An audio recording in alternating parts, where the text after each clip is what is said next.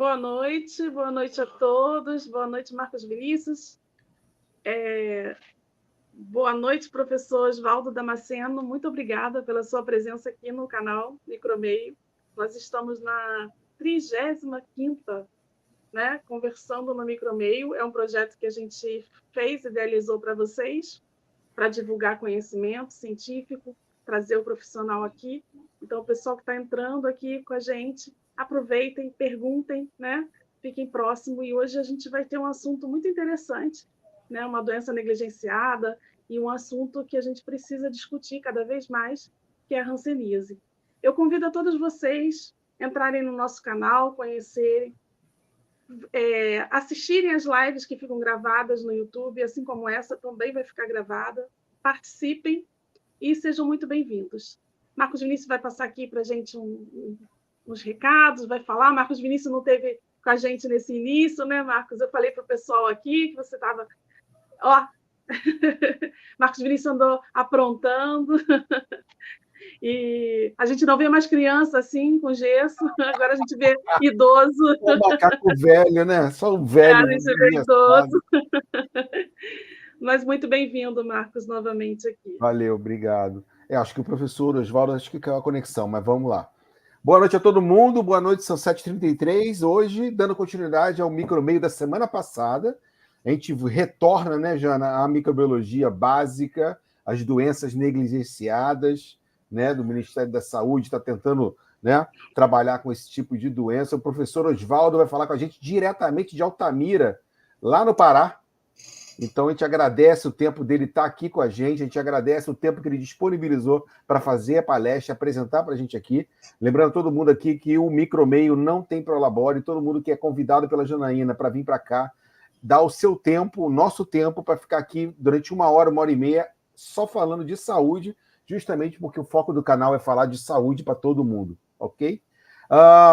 Deixando de esquecer, entra lá no YouTube, quem está no YouTube agora, bota no sininho para seguir a gente e seja um sócio, né, um participante ativo do Micromeio. Permita que nós aqui fiquemos mais 1 ou 2 anos, mais 3 anos aqui, trazendo lives para vocês. Fizemos 3 anos, né, de live essa semana, né, Janaína? São 3 anos lutando Fizemos contra a corrente. Aniversário. São 3 anos lutando contra a corrente aqui. No meio da pandemia, a gente começou esse projeto e está durando até hoje. Então, permita que a gente venha e continue isso nos próximos anos. Você pode se tornar sócio da gente, né, pagando pão de queijo e um café expresso para a gente por mês. Vai ajudar a manter o canal aqui no YouTube, ok? A gente agradece já antecipadamente quem já contribui para a gente todo mês aqui. Professor Oswaldo, é um prazer grande ter o senhor aqui com a gente na próxima hora, 1 hora e meia, vamos até umas 8h30, 8h40, falando justamente de hanseníase, né? Então, um foco bem legal de a gente voltar às doenças de base do Brasil e trazer. O professor Oswaldo é enfermeiro, trabalha com a parte justamente de medicina populacional lá no Pará, e vai trazer para a gente uma outra visão. A gente já teve aqui uma palestra, né, sobre hanseníase no passado, mas ele vai trazer uma outra visão da hanseníase hoje e qual é a situação, o que está sendo feito e o que pode ser melhorado no Brasil. Professor Oswaldo, muito obrigado, a live é toda sua. Obrigado, professor Marcos, Janaína, obrigado pelo convite, espero que o áudio esteja aí tranquilo. Okay. Eu vou fazer uma apresentação aqui, trouxe uns slides para mostrar, para deixar o visual fixar aí na parte visual, que eu gosto muito de mostrar, para poder o pessoal entender um pouco mais, divulgar a questão da hanseníase, que é uma doença histórica, né, que ainda envolve muitos preconceitos e estigmas que a gente tem que lutar contra eles e entender que é uma doença perfeitamente tratável, com cura, que você pode, sendo diagnosticado de forma precoce, viver, né, ter uma vida normal aí, mesmo tendo adquirido a doença, né? Então, vamos falar um pouco da vigilância e do controle, né? Para entender esse processo, a gente trouxe um pouco da questão da etiopatologia, da história natural da doença. Como foi falado, meu nome é Oswaldo Damasceno, a gente está movimentando bastante as redes, né, com conteúdo de epidemiologia, de vigilância epidemiológica, no nosso Instagram, e nós atuamos aqui na Universidade Federal do Pará, no curso de Medicina, na área de saúde coletiva, e temos mestrado na área de vigilância e controle de vetores, na epidemiologia de vetores, pela Fiocruz, né? Então, já atuamos em vigilância epidemiológica, no controle da pandemia aqui, né, naquele caos que foi, em epidemias de dengue aqui na região. E minha linha de pesquisa é muito em malária, dengue e doenças infecto-contagiosas negligenciadas.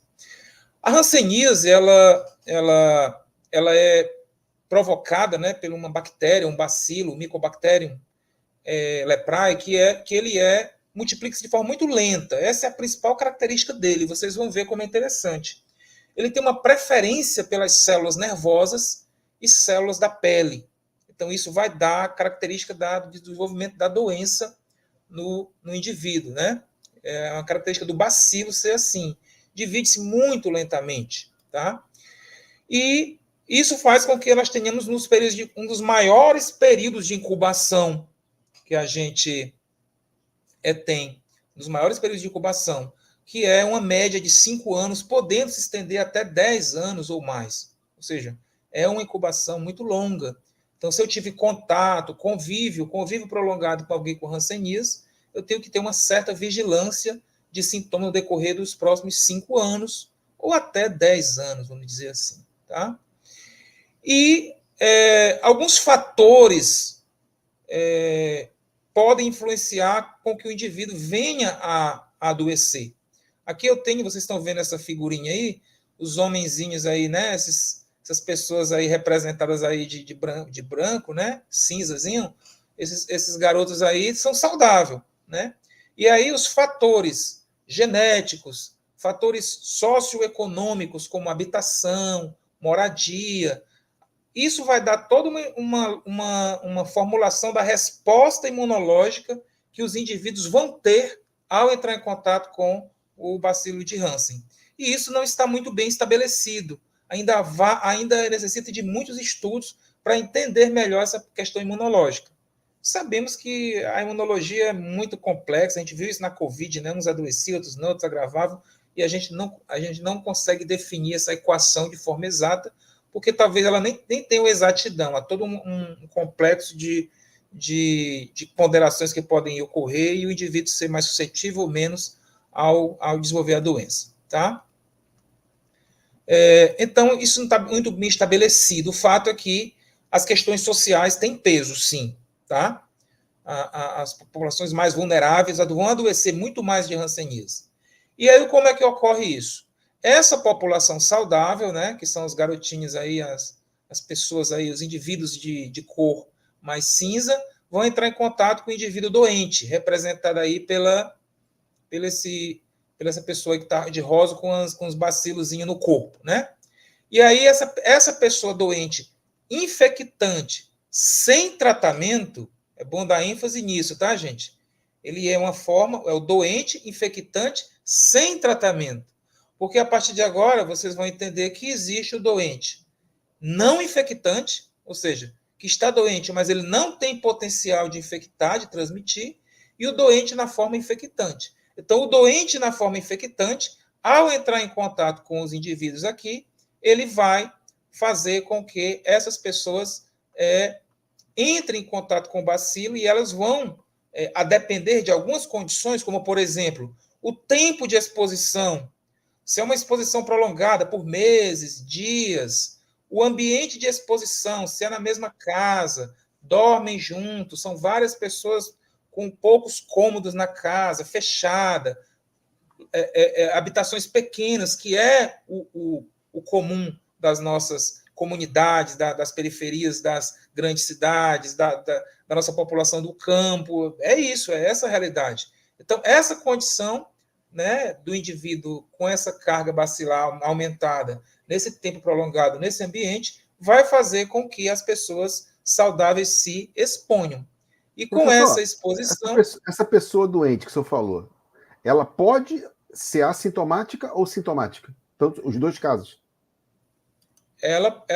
Esse indivíduo aqui doente, esse caso que está eliminando os bacilos, ao falar, respirar, né, ao tossir, falar, respirar, ele está eliminando os bacilos, ele é bacilífero, ele tá doente, tá? Tá, então ele é sintomático. Dificilmente ele vai estar... Se ele tiver assintomático, ele não transmite. Se ele estiver na fase assintomática, ou se ele estiver na fase branda da doença, na fase mais leve, ele também não transmite. Ele só vai transmitir quando ele estiver na fase infectante da doença. Ou seja, a gente vai fazer agora uma viagem, desde quando o indivíduo entra em contato com o bacilo, até ele se tornar infectante, para a gente entender o processo. Tá? Mas foi bom você perguntar isso. Mas essa infecção vai depender desses fatores que nós estamos colocando aqui.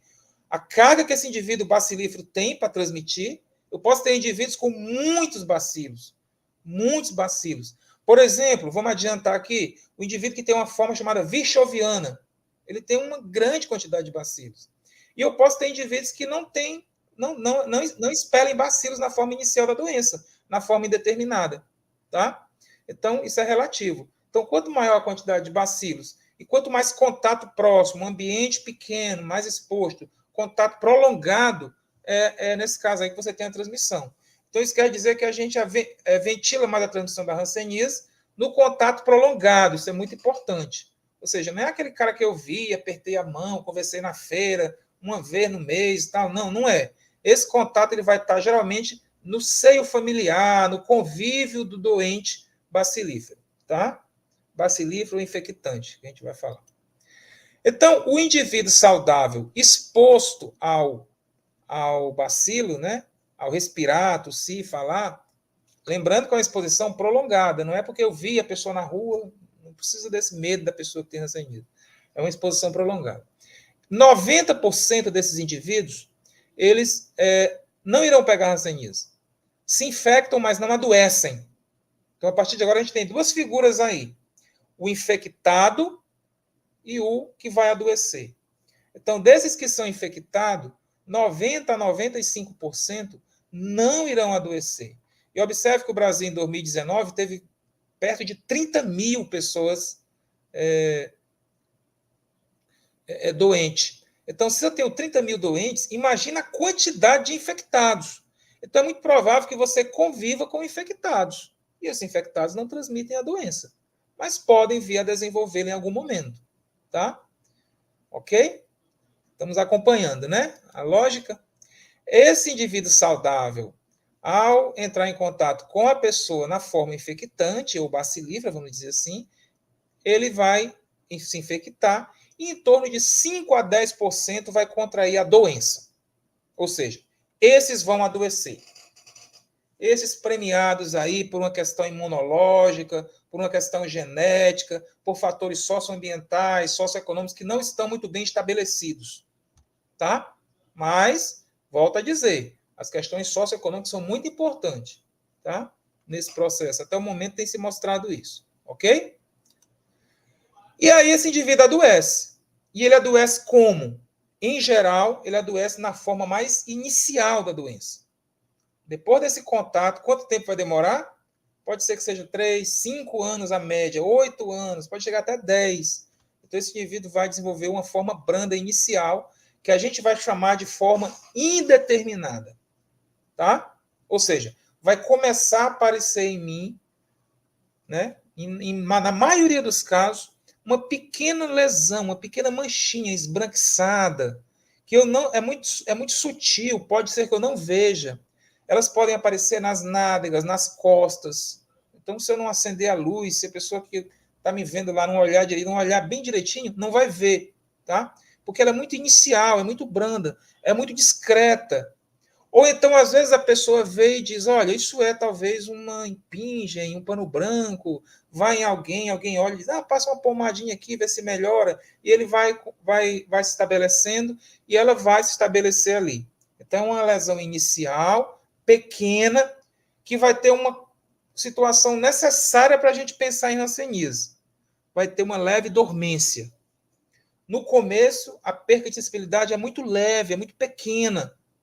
Então, eu preciso ir a uma unidade de saúde que tenha uma pessoa que tenha uma mínima capacitação, eu já tenho ouvido falar, ou que tenha condições, habilitação mínima para poder fazer um teste de sensibilidade. Pode ser um médico, pode ser um enfermeiro. Dentro da atenção primária de saúde no Brasil, os profissionais são treinados para fazer esse processo.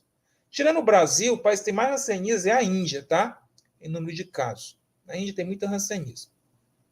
Então, a atenção primária do Brasil, ela é toda preparada para isso. Então, é feito um teste de sensibilidade e é comum que esses pacientes fiquem perambulando em farmácias ou em postos de saúde, ou se automedicando, e essa lesãozinha vai aumentando. Com o tempo, ela vai começar a ficar, essa dormência vai aumentar e o pelo pode começar a ficar mais rarefeito. Então, eu tenho aí a forma inicial. Se tudo terminasse aí, seria ótimo, mas aí tem um problema. Algumas pessoas vão evoluir para outra fase que a gente vai falar daqui a pouco. Tá? Podemos passar para aí? A galera está acompanhando? Vocês estão acompanhando aí, pessoal?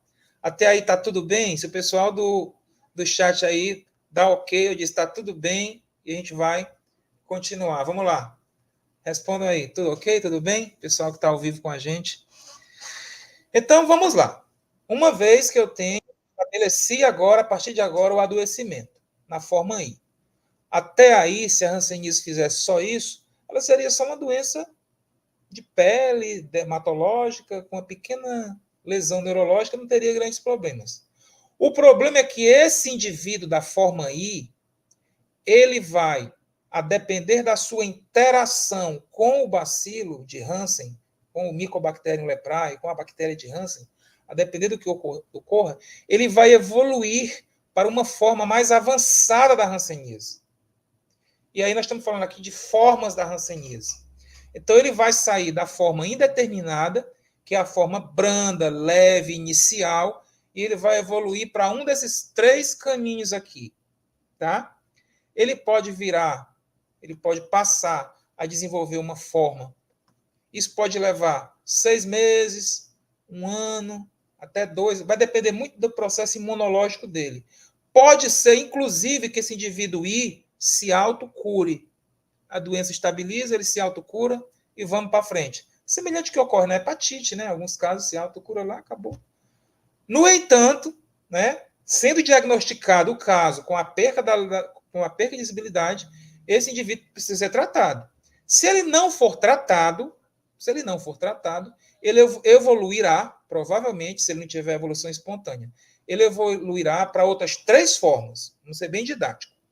A forma tuberculoide, tá vendo a estrelinha aqui? A estrelinha no peito do bonequinho aqui é porque ele tem uma forma que os bacilos já estão conseguiu se desenvolver em maior quantidade. A forma virchoviana, essa forma V aqui, o último, tá? A forma virchoviana é o indivíduo que ele não tem estrutura imunológica para suportar o bacilo, e o bacilo se alastra pelo organismo dele, e ele faz um quadro de inchação das orelhas, inchação da face, nódulos, aquela figura de livro que você está na internet, hanseníase, vê aquela pessoa com a face leonina, orelhas inchadas, caroços, nódulos, é esse indivíduo virchoviano. É esse indivíduo virchoviano que a gente encontrava. Esse indivíduo virchoviano não se acha mais tanto assim. O outro polo, que é aí o tuberculoide é um indivíduo que ele tem uma estrutura imunológica razoável, ele consegue segurar o bacilo em um certo nível, mas ele manifesta alterações neurológicas mais importantes e as manchas ficam mais eriçadas, com tubérculos, por isso o nome tuberculoide. E ele já tem alterações neurológicas. Muito comum ele ter alteração em um nervo. A hanseníase ela vai prejudicar os nervos periféricos e depois ela vai atingir os troncos nervosos dos membros superiores e dos membros inferiores. Aí eu tenho nervo ulnar, nervo mediano, nervo tibial na perna, tibial posterior, né? Vai ter um conjunto de nervos que vão ser atingidos. Então, se a doença fosse só dermatológica, seria excelente. Tem o nervo trigêmeo, alguns nervos da face que vão impedir que o indivíduo abra e feche os olhos, atingir a lubrificação do canal lacrimal. A hanseníase é uma doença sistêmica, tá? Mas vamos voltar para o nosso caso. Indivíduos com uma boa resposta imunológica vão desenvolver a forma tuberculoide. Indivíduos com uma péssima resposta imunológica vão desenvolver a forma virchoviana. Indivíduos com uma resposta imunológica nem muito lá, nem muito cá, ou seja, meio a meio, vão desenvolver a forma dimorfa. O dimorfo é uma mistura com características de Virchoviano e características de tuberculoide. Ok? 4 formas. A inicial, a indeterminada, a forma indeterminada, e temos a tuberculose, a dimorfo e a Virchoviano.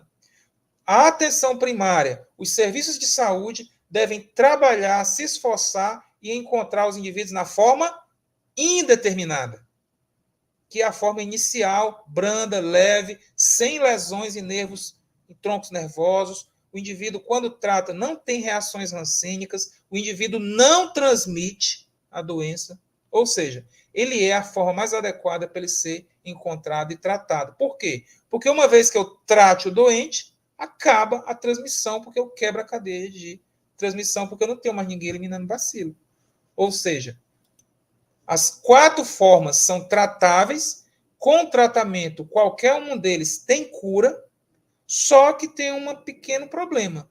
O tuberculose, o dimorfo virchoviano, é muito comum que no decorrer da doença, dependendo da condução, desenvolva alterações de incapacidade, dormências em dedos, dos pés, das mãos, perca de força, e isso é um problema para a vida do indivíduo. Tá? Então, o hanseníase não vai ter uma alta letalidade.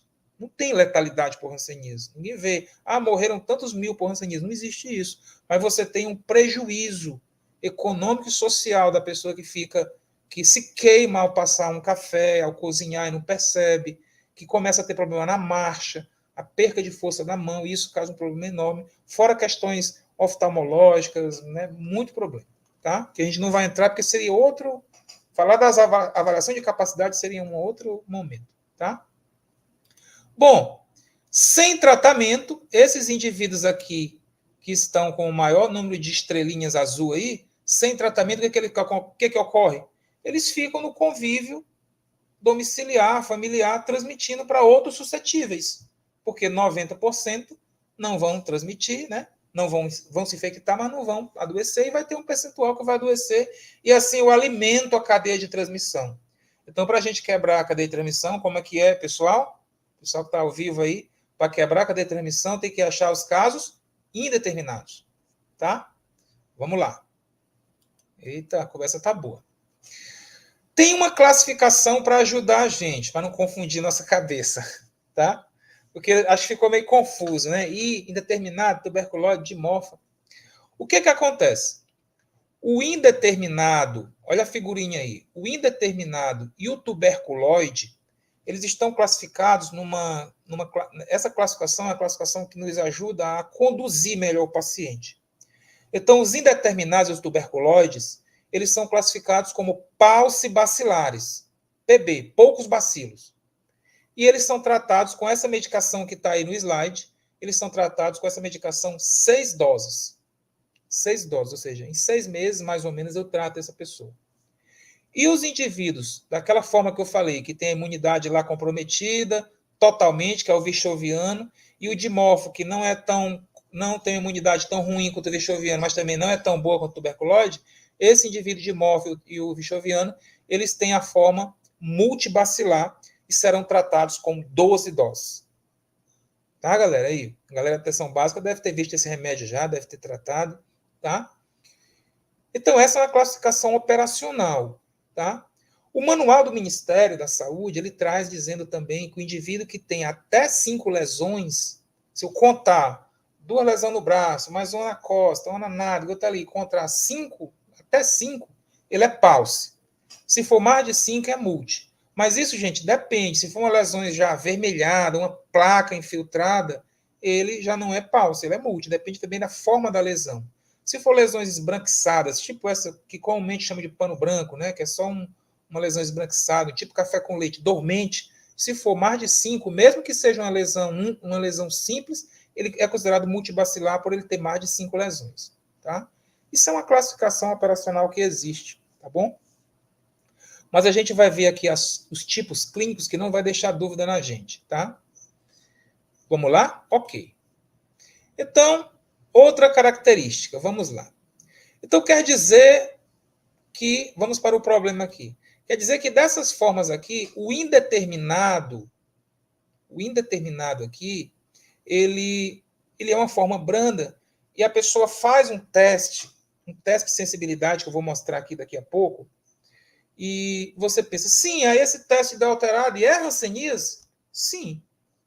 Você tem um indivíduo que mora num estado do norte, do nordeste, do centro-oeste, em áreas que são vulneráveis nas grandes capitais, que tem um histórico de já ter tido alguns parentes que tiveram hanseníase, e você tem uma mancha característica com perca de sensibilidade, é hanseníase.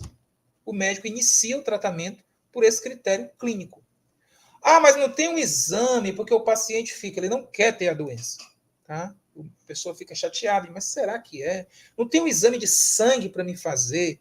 Não tem uma biópsia que eu faça?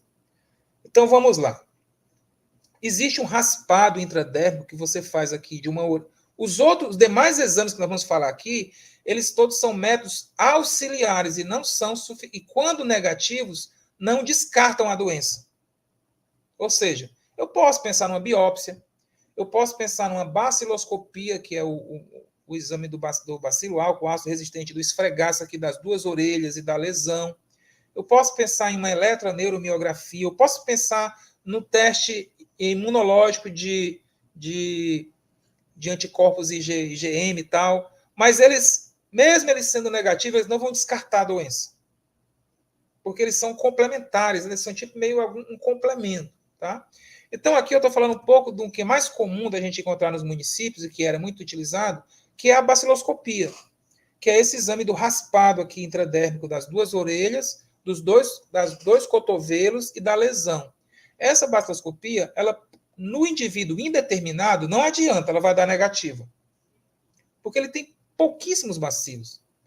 No indivíduo tuberculoide, também ela vai dar negativa. Se você pedir uma baciloscopia no indivíduo que tem uma lesão semelhante a que você acha que ele é tuberculose, ela der positiva, você já não o classifica como tuberculose, ele vai virar um dimorfo, porque ele tem bacilo, muita quantidade de bacilo.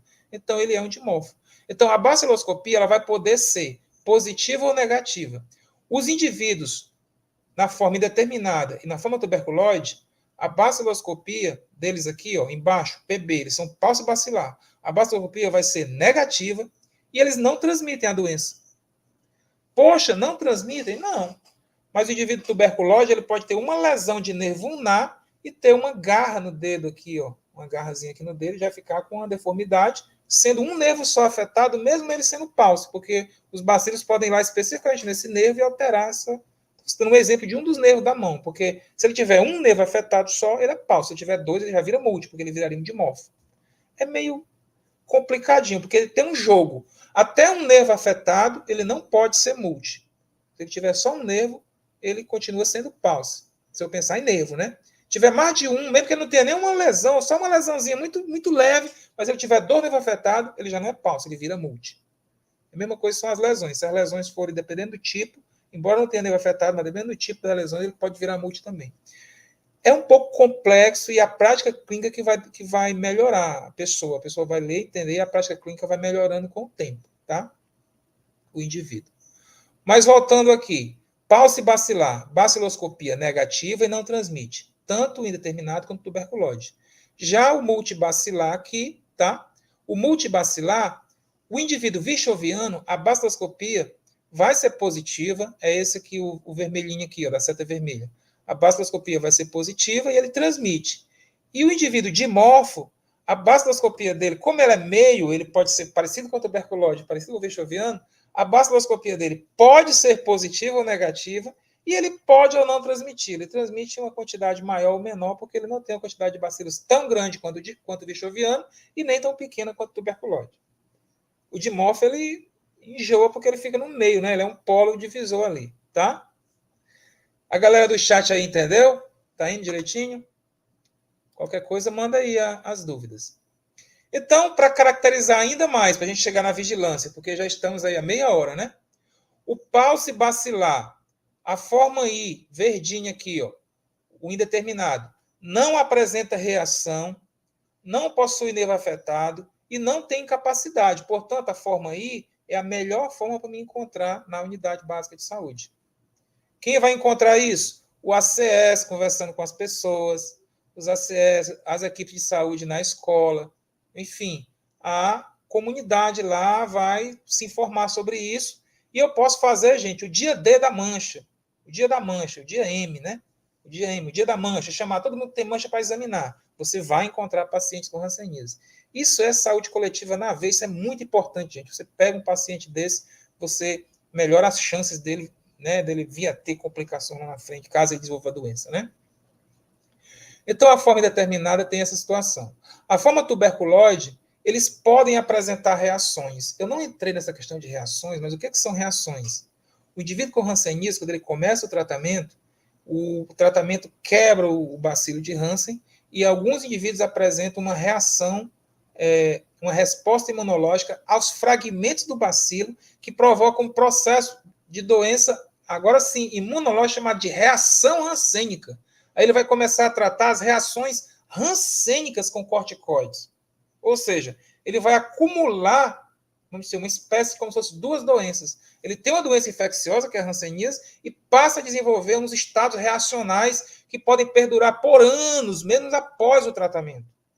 Veja que desgaste da pessoa tomando corticoides e tudo para fazer esse controle, sendo que ele poderia ser diagnosticado na forma indeterminada, onde ele não tem as reações. Então, esse dimorfo aqui tem muitas reações. E o pálcio bacilar, o tuberculose, já pode ter reações. Não é tão comum, mas pode ter reações. E o principal, muitas dessas reações, eles desenvolvem também neurites, e essas neurites podem acelerar ainda mais a incapacidade. Então, por isso, mais uma vez, eu coloquei aqui, ó, as estratégias de saúde da família são espaços adequados para a busca de sintomáticos dermatológicos. Então, educação e saúde, gente, é fundamental. O ACS tem que ficar sabendo disso, a comunidade tem que ficar sabendo disso, todos os espaços têm que ficar sabendo disso, para as pessoas com mancha irem à UBS, e a UBS está preparada para examinar esse paciente. Vamos olhar como é que examina. Como vai ser esse exame? É uma tecnologia? É um exame de DNA, não sei o quê? É um negócio monstruoso de caro? Não. É só 2 tubos de ensaio com água quente e água fria, tá? Que você vai fazer o teste na pessoa, tá? As unidades de saúde, existe também esse monofilamentozinho aqui, chamado estesiômetro. Ele é usado na avaliação de diabetes, né, gente? Acho que vocês que trabalham aí já... Então, o que acontece? Eu vou testar. Primeiro eu vou ouvir a história. Quanto tempo faz essa lesão? Lesão que aparece, desaparece, já não é muito assim. Lesão que coça, não. É uma lesão que começou já faz um tempo, ela está ali, ela está lentamente, vai desenvolvendo, e ele nota que ele não sabe, acha que é meio dormente, não sei, então tem que testar. Você não vai se confiar, dizer, não vou testar não, o certo é fazer esse teste. Então, a primeira sensibilidade a ser perdida é a térmica. O indivíduo vai perder a sensibilidade de saber o que é quente ou é frio. Ou ele pode também ter só uma pequena alteração, ou seja, eu encosto. Como é que eu faço esse teste? Eu explico para a pessoa, amorno uma água, né, e deixo uma água natural e uma mornada numa garrafa de água, né? No começo do dia, amorna e vai fazendo esses testes, numa temperatura razoável que a pessoa sinta, e você vai fazendo o teste.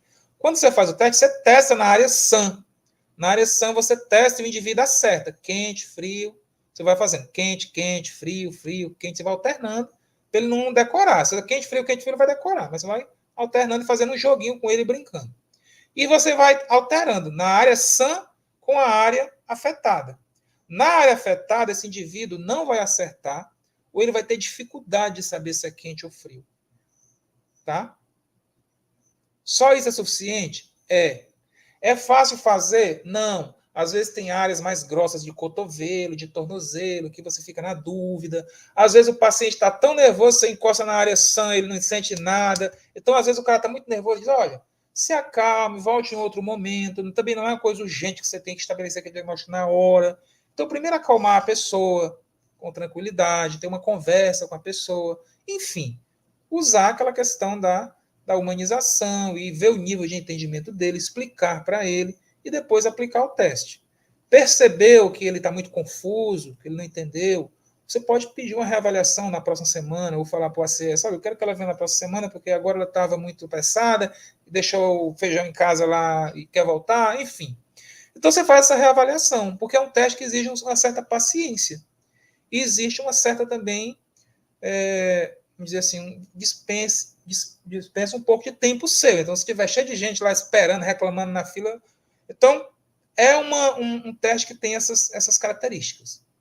Eu posso, no lugar do quente e frio, usar esse estesiômetro aí. Vocês estão vendo o estesiômetro? Olha aí, ó. Esse estesiômetro ele vai fazer o seguinte: ele é um monofilamento verdinho, com peso bem mínimo, e aí ele vai ser diferente. Ele vai ser sentiu e não sentiu. Na área SAM, ele sente quando você encosta uma vez e tira. Você não fica assim encostando e batendo, não. Você encostou e tira, até ele dobrar. Ele dobrou. Aí você pede para ele fechar os olhos. Primeiro você faz ele com os olhos abertos, para ele entender. Tá sentindo? Aí você vai fazendo. Aí agora com o olho fechado, você vai me dizer se sente ou não. E você vai brincando.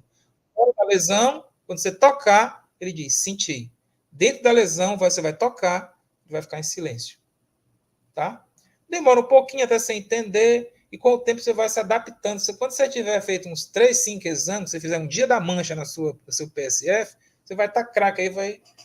Né? E aí, tem que ser o médico para examinar? Não, o enfermeiro pode examinar, um técnico de enfermagem treinado pode examinar, e depois, né, anotar tudo isso, passar para o médico e ir lá com ele olhar a lesão também, se ele quiser também fazer o exame. Geralmente, as unidades de saúde começam a fazer uma dinâmica de processo de trabalho para poder atender esses casos e conseguem atender e dar esse processo. Mas o diagnóstico é um diagnóstico médico. Tá? Então, é um teste feito com estesiômetro se eu não tiver a garrafa d'água, porque às vezes eu não tenho como esquentar, o estesiômetro também ajuda. Tá? Então, essa é a primeira sensibilidade. Existe um testezinho com alfinete, ponta-cabeça, que o indivíduo não diferencia quando é a ponta. Você encosta a ponta, ele pensa que é cabeça. Aí ele já está numa fase mais avançada, ele já está um indeterminado já bem avançado, mas muitas vezes a lesão começa com essa pequena perda de sensibilidade. Tá? E como é essa lesão? Muitas vezes ela é assim, gente. Eu não sei se está dando para ver bacana aí para vocês. É uma lesão esbranquiçadinha aí, ó. Não tem uma borda bem definida, tá vendo? Ela, às vezes você de longe, assim, ó, se afasta de longe, você vê melhor. Ela tem mais dificuldade, ela soa menos, ela tem menos suor, ela cria menos secreção sebácea, ela é mais ressecada, tá? Não coça, às vezes ele pode alegar um formigamentozinho assim, mas não é de coçar, não é de doer, tá? Então a forma inicial, muito brando, muito brando. Qual é a característica principal aí? A dormência. A dormência. Forma inicial. E aí, com 6 meses de tratamento aqui, ó, o indivíduo está tratado, esse indivíduo aqui não transmite para ninguém, nem antes, nem durante o tratamento, ok. Se o indivíduo começa... Olha a forma tuberculoide. Você já tem lesões mais eriçadas, né? Ó. Tá vendo a forma tuberculoide aí? O segundo bonequinho é o T. Tá vendo o virchoviano? Olha aí o que aconteceu com o virchoviano. O bacilo tomou conta, infiltrou, né? E olha o dimorfo. O dimorfo ele forma umas lesões que ficam entre os dois polos, tá? O importante é que o dimorfo e o virchoviano, o tratamento é o mesmo. Eles são multibacilar, vão tratar 12 doses. O paucibacilar, tanto o I como o tuberculose, vão tratar 6 doses. Pronto. 6 doses, curou. 12 doses, curou. Há exceções que não curam. Olha, são exceções raríssimas, tem que mandar para referência para avaliar, tá? Porque o pessoal tem a mania de inventar, mania de dizer, eu vou fazer mais 12. Não, é 12 doses, tá, gente? O pessoal tem uma mania de tirar da cabeça, eu vou fazer mais 12, porque vai que não curou, não. São 12 doses, tá? Porque a gente vê, às vezes, isso, as pessoas querem tirar da cabeça. Então é isso, gente. O diagnóstico, então, ele é basicamente clínico, mas existe a baciloscopia direta, que eu falei, mas ela não é definitiva, ela só vai ser usada, ela vai ser positiva no virchoviano. Ah, mas por que ela é interessante fazer? Porque um virchoviano com a baciloscopia vai dar o índice baciloscópico, e se eu tenho um índice baciloscópico alto, indica que eu vou ter pacientes com reações rancênicas por muitos anos, 3, 4 anos, 5 anos tendo reações rancênicas. Eu coloquei aqui num quadrado histopatologia, ultrassonografia e eletroneuromiografia, porque são exames que são auxiliares também, mas que não adianta nós pensarmos nisso numa rede SUS básica. Se você for esperar o cara para ele fazer uma eletroneuromiografia, ele não vai tratar e não vai acabar hanseníase nunca. Tá? E aqui, então, diagnóstico clínico, gente. Clínico epidemiológico. Tá? Aí tem aqui o teste rápido imunocromatográfico, que é uma novidade, vamos dizer assim, meio recente, que é algo que surgiu aí, que a gente vai mostrar. E o teste de biologia molecular, que é algo que também tem sido bastante discutido e o pessoal tem interesse em implementar. Só que, gente, rincões da Amazônia, do Norte, para o nosso país continental, né, é um grande desafio. Então, aqui eu vou entrar numa outra fase, para a gente finalizar, a fase final, que já estamos aí com quase uma hora, né? Achei um caso de hanseníase. Eu vou estabelecer agora um processo de vigilância de quem? Se eu tenho um caso de hanseníase, se eu tenho 5 casos, 10 casos na minha área de estratégia da família, os outros casos de hanseníase é provável que estejam aonde? No convívio com esses casos que estiveram doentes e que em algum momento conviveram com eles nos últimos 5 anos para trás. Então, essas pessoas que convivem com os casos são chamados contatos. O que é um contato? É o indivíduo que reside, convive, mora ali no mesmo domicílio nos últimos 5 anos anterior à doença, ao diagnóstico da doença. Então, eles são contatos. Às vezes, você encontra um indivíduo indeterminado, quando vai avaliar os contatos dele, encontra o vichoviano que transmitiu para ele. Acontece. Porque, ou seja, o indeterminado procurou em algum momento, achou ele, e ele já era consequência de um outro da família que transmitiu para ele, que já era dimorfo. Tá? E aí você vai fazer o que nesses contatos? Avaliação dermatoneurológica. Mas aí não é só dizer, você tem alguma mancha na pele? Não, é olhar a pele, tirar a blusa da pessoa, olhar, né, atrás, ver nas nádegas, fazer uma avaliação minuciosa para ver se ele tem lesão na pele. Aparece muito nas nádegas, nas costas, nessas regiões do cotovelo, aqui na parte dos nervos, aparecem as lesões. Tá? Ok? A Giovana, boa noite, né? Boa noite. Então, a avaliação dermatoneurológica é feita, e é dermatoneurológica porque eu vejo a pele e observo nervos. Tem choque nos nervos. Eu não vou entrar aqui, gente, mas existe uma avaliação neurológica. Você vai palpar os nervos, fazer umas percussões. A gente não vai dar essas minúcias aqui, porque senão ficaria... hanseníase, se a gente fosse dividir em blocos, seria um negócio enorme, porque tem a parte de prevenção de capacidade, a parte de diagnóstico é um mundo laboratorial, enfim, tá? Eu vou dar aqui a parte da vigilância dentro da estratégia da família. Então, eu vou fazer essa avaliação completa, dermatológica e neurológica desses contatos, porque isso é o que está preconizado atualmente, né? E esse contato aqui, quem reside. A gente não anda atrás de quem trabalha. Se você for começar a ir atrás das pessoas que trabalham, você vai gerar um problema. Chegar no trabalho da pessoa e dizer, aqui que eu trabalho fulano, que tem hanseníase, vai virar uma confusão. O nosso processo é familiar, tá? E tem que ter uma abordagem muito cuidadosa. Já houve casos do casal, por não ter uma explicação adequada, às vezes, um deixa o outro, porque o outro pegou hanseníase, ele pensa que vai pegar a doença, ou que agora ele vai adoecer. Já aconteceu de você dar medicação para o casal, para o doente, e o outro tomar metade, porque acha que ele também tem que tomar. É muito importante esse acompanhamento e essa... Tipo assim, você trata o marido. Chega lá, o marido diz, olha, mulher, acho que era bom você também tomar metade. Você vive mais, vamos tomar os 2 aqui. Aí divide a medicação os 2. Então, acontece isso. As pessoas têm visões de diferente situação dessa doença. Então, eu gosto muito de diagrama, né? Então, eu tenho aqui o contato, eu fiz a avaliação, eu encontrei 4 contatos num caso. Isso aqui são os contatos que convivem com o meu caso, que eu diagnostiquei. Aí, 3, eu avaliei a pele, tudo, nervo, não tem nada, estão sadios. E 1, eu fiquei na dúvida. Ele tem uma lesãozinha ali, que eu achei assim estranho, fiquei na dúvida, eu estou colocando aqui no manual que traz dele como uma suspeita inconclusiva. Ou seja, ele é suspeito, mas eu não sei direito. Tá? Eu vou avaliar melhor, vou esperar aqui um pouco. O que eu faço com os contatos? Esse contato sadio aqui, esses 3 sadios, vou deixar o inconclusivo aqui e o sadio.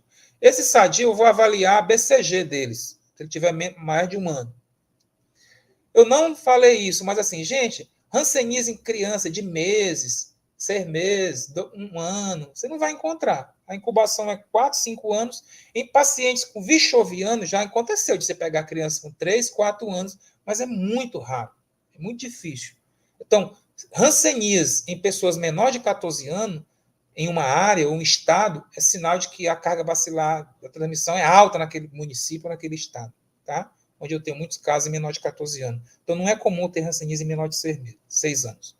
Então, vou avaliar a BCG. Tá? Fiz só um parênteses aqui. É sadio, vou avaliar a BCG. Se ele tiver uma cicatriz ou nenhuma, eu faço mais uma BCG.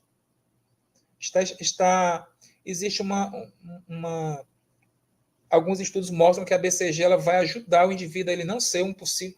mas a BCG não é contra as formas graves da tuberculose? Mas já tem estudos que mostraram que a BCG ela dá uma proteção para o indivíduo não vir a ser um vichoviano aí na frente, aí no futuro. Tá? Ele pode vir a ter uma hanseníase, mas aí uma I, uma T. Então, se vacina com BCG os contatos que estão sem suspeita que você avaliou. Uma cicatriz ou nenhuma, eu faço mais uma. Tá? Quem tem 2 cicatrizes não precisa. Não sei se vocês sabem, mas algumas pessoas têm 2 cicatrizes de BCG. Antigamente eram feitas 2. Uma ao nascer e outra aos 6 anos. Então, é isso. Tem mais alguma coisa? Sim. Os indivíduos sadios, o Ministério implementou a testagem com esse antígeno glicolipídio fenólico, que é o PGL1. Então, é um teste feito na unidade básica, que ele vai identificar os anticorpos, ou seja, ele é contato, ele pode ter se infectado ou não. Se eu identifico anticorpos contra o bacilo de Hansen, veja bem, já examinei ele não tem mancha, ele não tem nada neurológico, mas eu faço o teste no sangue dele, eu encontro rastros de que ele produziu anticorpos, ou seja, o bacilo teve por lá. E aí tem uma corrente bem interessante, tem alguns grupos de pesquisas que já colocam que esse indivíduo aí deveria se coletar um RT-PCR e, dependendo da situação, já do RT-PCR, tratá-lo. Não sei. Acho que a gente vai evoluir para isso? Pode ser, mas por enquanto o SUS não tem essa estrutura. Então, o que a gente faz no momento?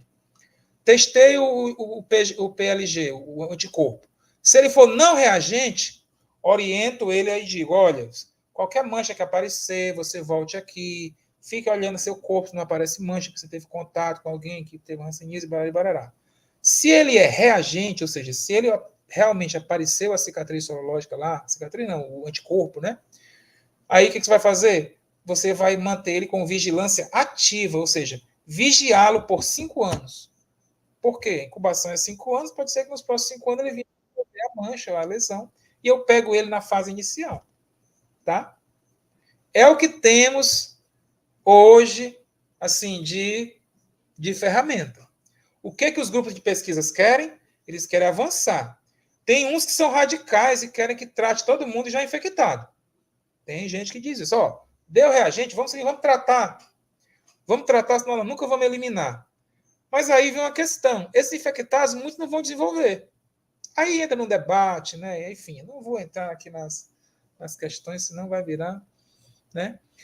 E aí entra nessa linha aí. Então, hoje nós temos esse teste, que ele é uma coisa... que antigamente não tinha o teste. Eu ficava só avaliando o contato ali e tal. E agora não. Quem deu o teste reagente, eu faço uma vigilância ativa, ou seja, eu vou ficar em cima, né? Todo ano verificar esse cara. Quem deu negativo, ele vai ficar com a vigilância passiva. Ele mesmo vai ficar responsável de olhar o corpo dele, se tiver, ele volta.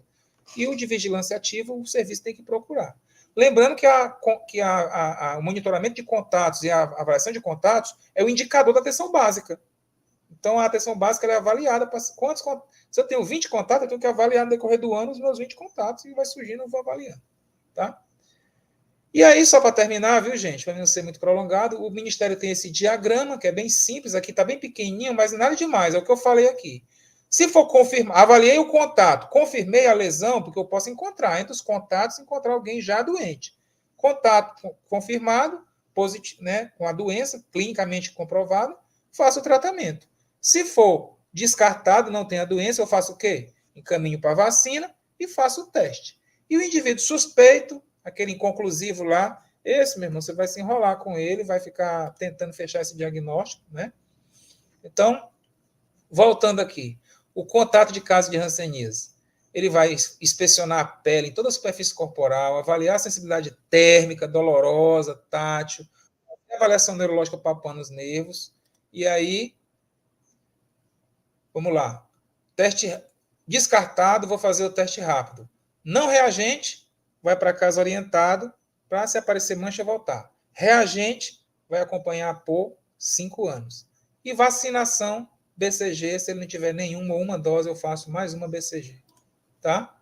E o indivíduo que tem a suspeita ou a questão inconclusiva, eu faço o teste, o manual manda fazer o teste, e aí é um problema, porque se o teste der reagente, ele manda fazer uma baciloscopia. Mas se ele fizer a baciloscopia, ele for I ou T, gente, vai dar negativo, tá? Aí ele manda, se ele for não reagente, ele manda encaminhar para um serviço especializado. Aí cada estado, cada região de saúde, às vezes tem alguns serviços que são mais especializados que podem atender esse paciente. O fato é que essa pessoa vai ter que ficar em acompanhamento aí para ver se ela desenvolve, se ela fecha esse quadro mesmo de hanseníase ou não. Porque na avaliação, pelo que a gente vê aqui, ó, realizou o teste rápido, deu reagente, aí ele manda solicitar uma baciloscopia. Só que a baciloscopia só vai dar positiva em indivíduos dimorfo ou vichoviano. Se ele for I ou T, aquela parte inicial, não vai dar nada. Então, assim, vai ficar um caso aí que você tem que ficar avaliando e acompanhando até decidir se vai tratá-lo ou não. Gente, essas diretrizes clínicas, terapêuticas e de vigilância, algumas coisas antes de portarias que a gente já leu, e a gente usou esse manual como base, tá?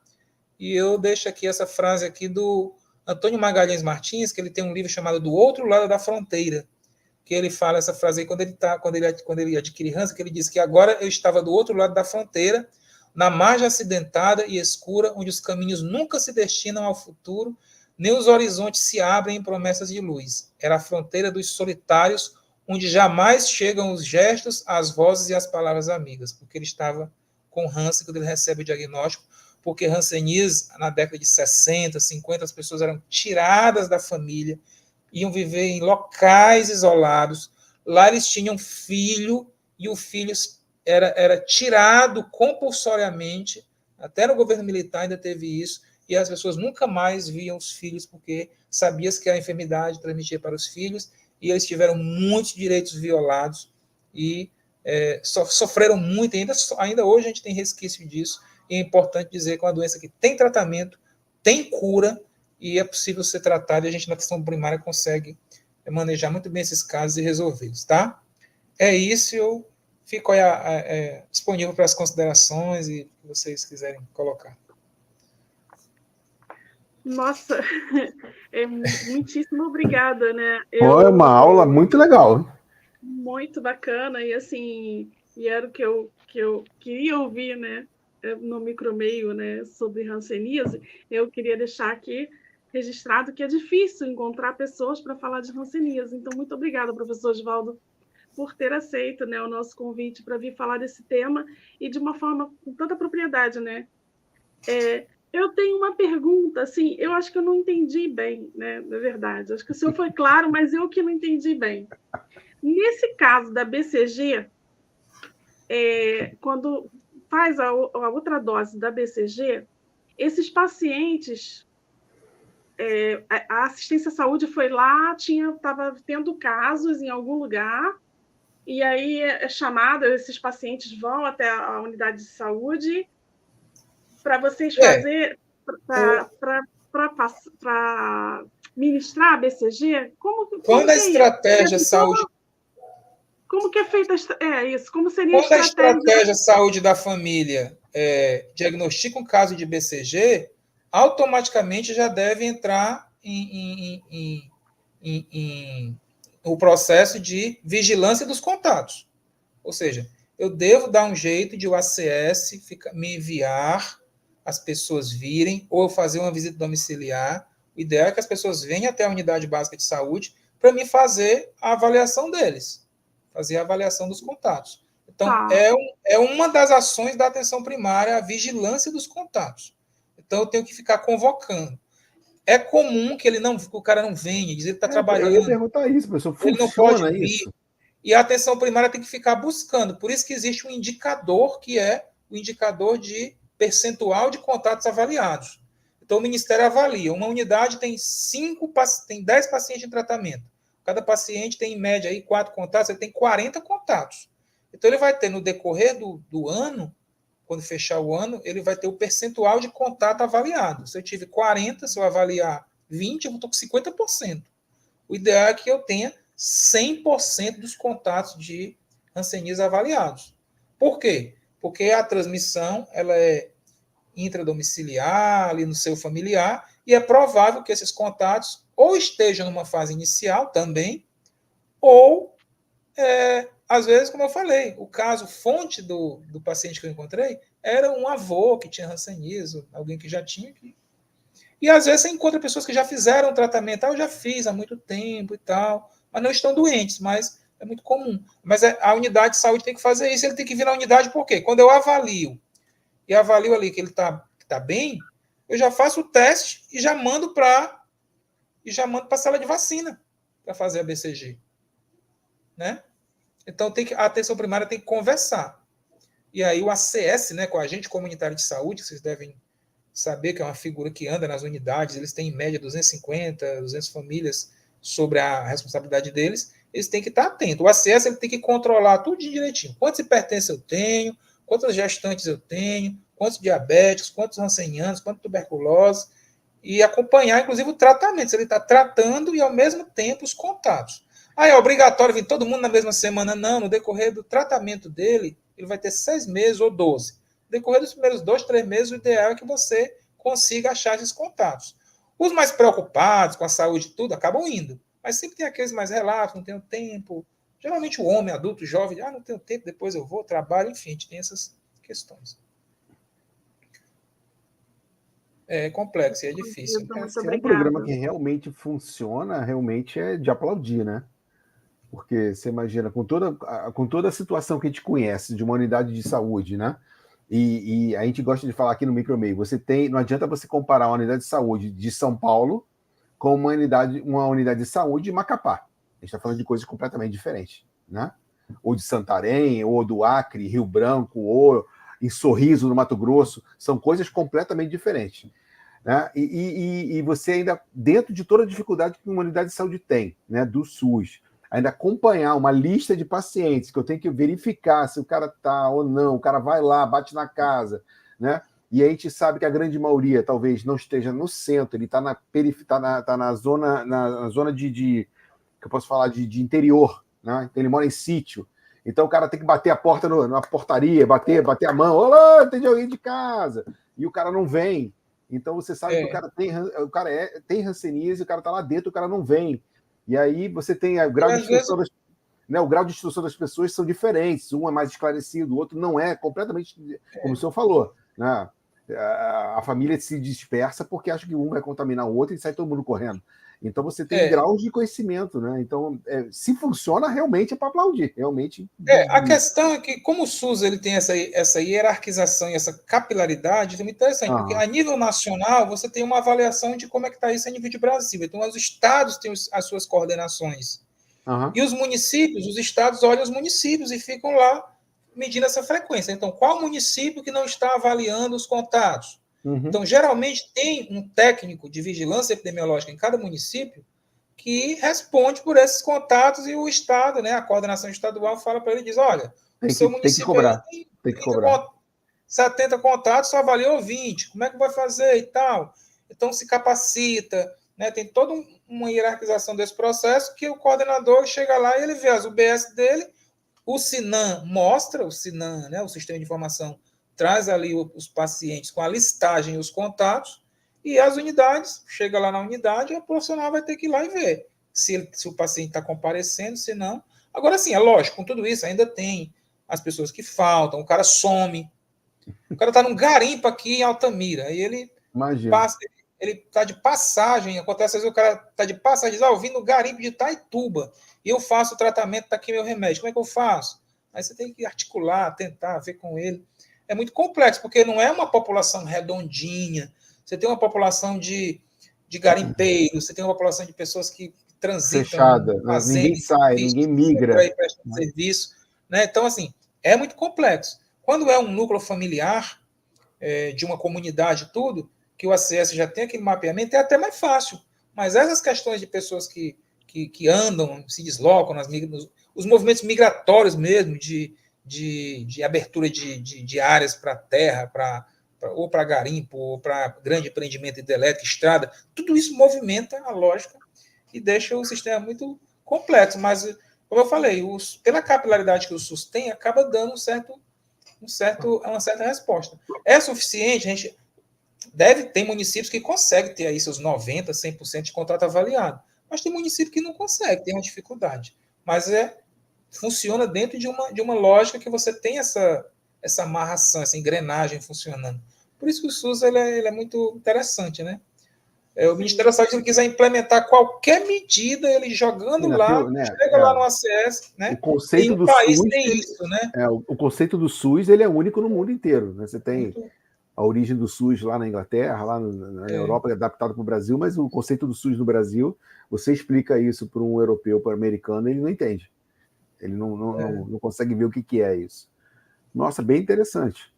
Professor, a medicação, né? Quando o senhor fala que são 12 meses, né? E aí chega em casa, divide ali com a esposa, o esposo e tudo mais. Pega de uma vez, então, a distribuição é gratuita. A medicação, ela é gratuita pelo SUS, só tem no SUS, tá? E eu não sei se daria para a gente ver a cartela, porque é bem interessante. Se ele conseguisse colocar aqui a cartela, eu mostraria. A cartela, tem um slide aqui que tem a cartela. Essa cartela é porque ela está pequenininha, mas ela é destacada. Não sei se você está vendo que existe um par de comprimidos vermelho e branco, né? O vermelho é a clofazimina e o branco é a dapsona.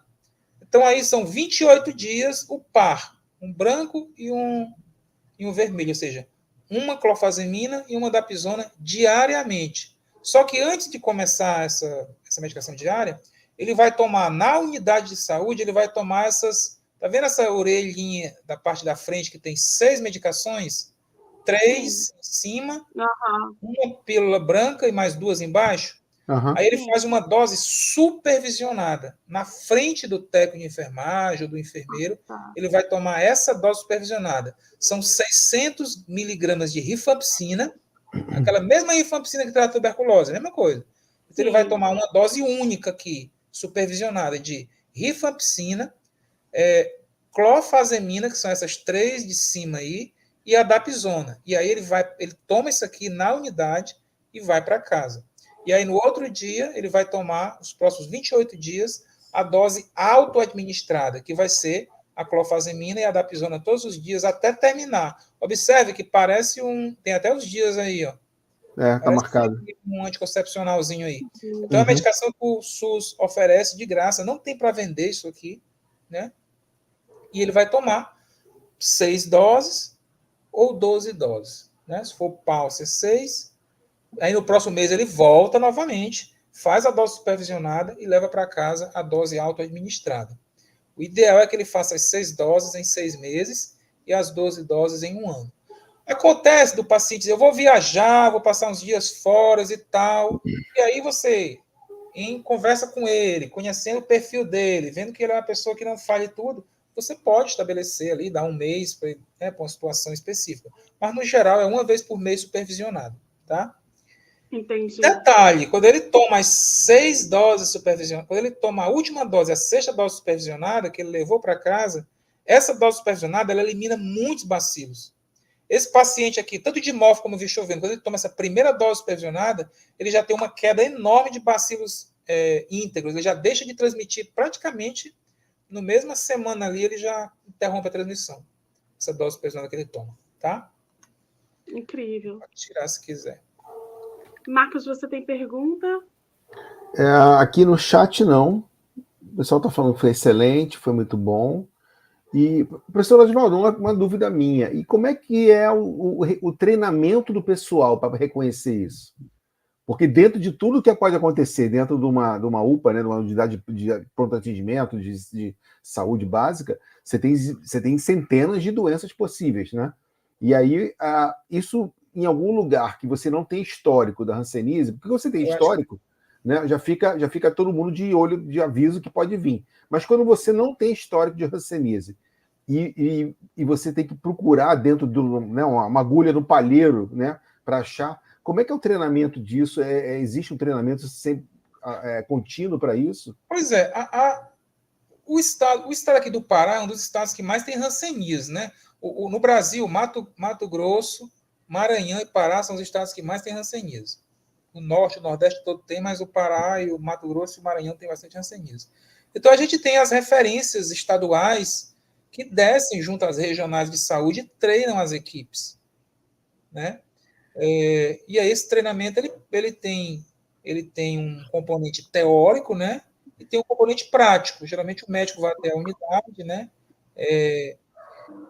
Geralmente você tem uma equipe com médico, enfermeiro, fisioterapeutas também têm trabalhado muito nisso também, porque tem toda uma parte da parte mecânica funcional do muscular, que eles também avaliam.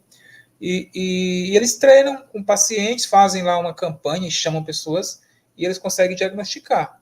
Em qualquer um desses estados do norte e nordeste, se você disser assim, vai ter o dia da mancha, e começar a fazer, você consegue achar casos de hanseníase, você encontra mesmo. O nome é esse mesmo, Dia da Mancha? As pessoas às vezes colocam isso, Dia da Mancha. Tem um mês da hanseníase que é muito trabalhado, que é em janeiro, eles chamam de janeiro roxo, que é o mês que se trabalha. Você pode fazer uma campanha. Eu estou colocando uma campanha como uma forma de dizer assim, eu vou tirar aqui um dia para a gente trazer todos os sintomas dermatológicos para avaliar, né? E faz uma espécie de dia específico, né? Mas o ideal é que eu tenha ações contínuas. A ideia é que todo mundo esteja ligado nisso. A pessoa veio vacinar, o vacinador lá, o Tecfemaz, viu uma mancha, olha essa manchinha aqui, dá uma olhadinha lá, passa lá na sala para examinar com o enfermeiro, né? Ou marca com o médico. O ideal é que você tenha, não se apegue só a campanhas que são muito pontuais, né? A ideia é que isso seja uma rotina no serviço. E se a unidade privada não tem essa medicação, né, que é só fornecida pelo SUS, todo o tratamento de hanseníase é somente feito pelo SUS. A rede privada encaminha para o SUS, é isso? A rede privada, quando o indivíduo desenvolve um sintoma desse, que ele fica caminhando em neurologista, em dermatologista, em plano de saúde, corre o risco muito grande dele chegar no SUS já com lesões de nervo bem importantes e com bastante problema. Porque os médicos dessa rede, ele não tem essa... A não ser que ele atue com vínculo duplo. Mas se ele é um especialista lá em neurologia, ele vai investigar um monte de coisa. Até ele chegar na hanseníase, ele pode perder bastante tempo. Então, é muito comum quando a gente tem uma pessoa que tem essa... Né, que tem todo acesso a esse plano, essa coisa toda, e ele fica nos ambulatórios especializados, é muito comum ele chegar com lesões já importantes. A gente teve um caso aqui bem interessante de um rapaz que chegou cheio de lesões porque demorou demais, né, vendo tratamentos com neuro, com tudo, e era hanseníase. Então, o médico do SUS hoje ele é muito mais preparado para isso, porque ele, em algum momento, se ele for do mais médico, conversaram com ele sobre isso.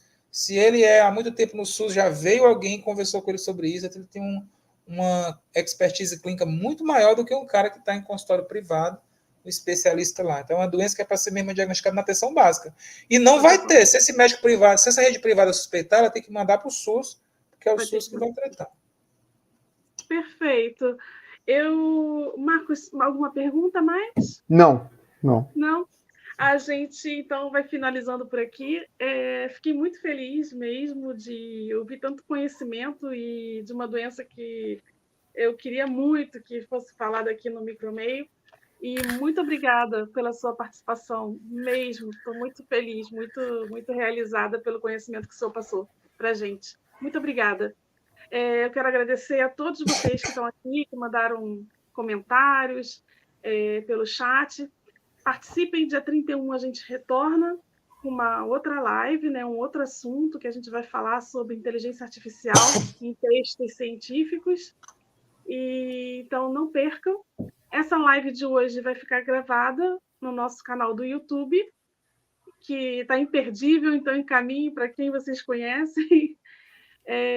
Então, muito obrigada. Boa noite a todos. E o Marcos vai dar os recados e, professora, a gente deixa no final para o senhor passar uma mensagem, o que o senhor quiser, um convite, tá bom? Sou o que fecha a live. E Marcos vai fazer algumas temos um comentário aqui da Luciane. É importante que, ao cadastrar as famílias, se explique as que têm plano de saúde, fazê-lo justamente pela oferta de casos que só o SUS resolve. É aquilo que você falou, Janaína. Luciane, obrigada. Ela também tinha feito um comentário anterior, eu acho. Mas muito obrigada pela sua participação e todos que estão aqui. Tem fã-clube, Marcos. Tá certo. A gente costuma falar, professor, que quando vem os alunos tem fã-clube. A Cléia é minha aluna, sim, do Sim, nosso curso de Vigilância 360. Tá ótimo. Parabéns Bom, pelo seu trabalho também no Instagram. Acessem, Obrigado. pessoal, o Instagram do professor Oswaldo Damasceno. Marcos. Bom, 1h20, 1h10, né, de pura informação de saúde aqui. Esse é o foco no canal. A gente agradece ao professor Oswaldo de estar aqui com a gente, diretamente lá de Altamira, falando com a gente. Acho que é bem interessante. A gente sempre toca nessa tecla aqui, né, Janaína, de falar das doenças que não são as doenças, né, de grife, né? A doença que ganha capa do jornal ou está no Jornal Nacional, né, porque esse não é o Brasil. O Brasil é aquele Brasil que você não está vendo na TV. Então, né, quem já viajou um pouquinho pelo Brasil sabe disso.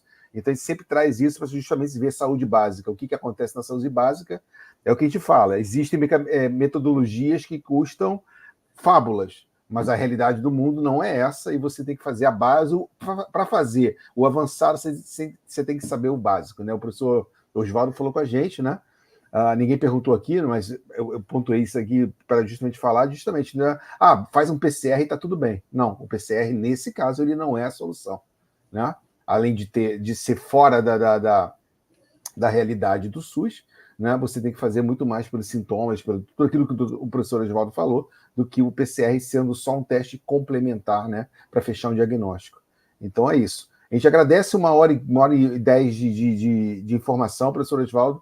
Muito bom, agradecemos. Volte mais uma vez aqui depois para falar de tantos assuntos que com certeza o senhor tem de conhecimento para falar do seu dia a dia aí onde o senhor mora. Seria muito interessante. E para quem está aqui na live com a gente, quem perder, né, teve pergunta aqui, vai estar gravada? Sempre está gravada, a Cléia perguntou. Sempre está gravada essa palestra e todas as outras que a gente fez nos últimos 3 anos, estão todas no YouTube. Bota o sininho lá, vai te avisar no teu e-mail quando a gente estiver live.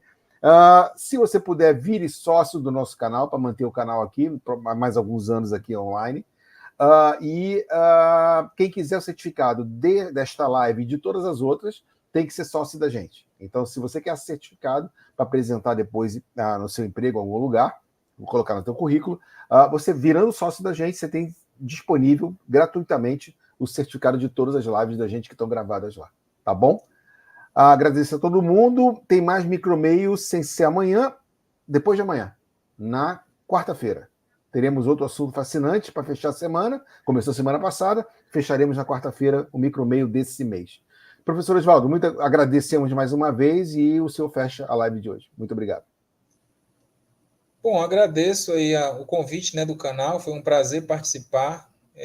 Eu gosto muito de passar informações e acho que o canal de vocês traz essa proposta aí muito interessante.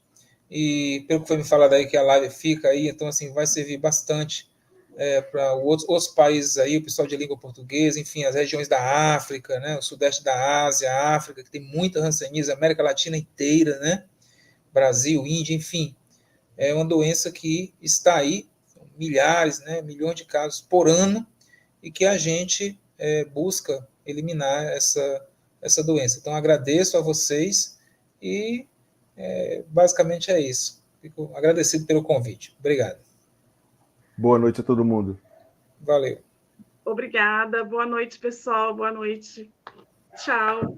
Tchau.